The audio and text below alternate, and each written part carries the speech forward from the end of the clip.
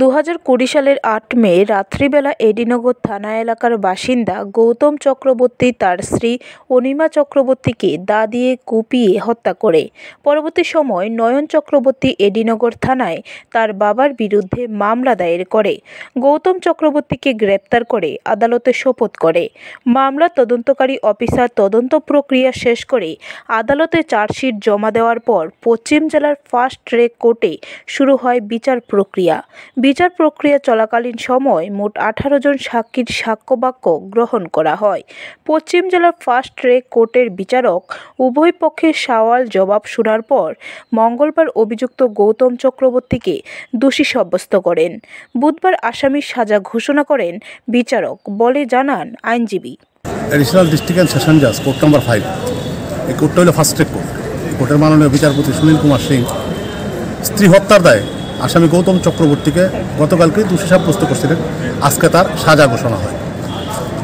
সাজাতে যাবজ্জীবন সশ্রম কারাদণ্ডের আদেশ দেন এবং 10,000 টাকা জরিমানা করেন এবং অনাদায়ে আরও 6 মাসের অতিরিক্ত সশ্রম কারাদণ্ডের আদেশ তিনি প্রদান করেন।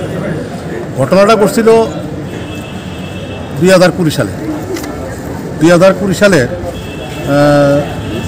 আপনার 8/5/2020 রাত্রেবেলা 9:30 থেকে 12:30টার ভিতরে ঘটনাটা ঘটে।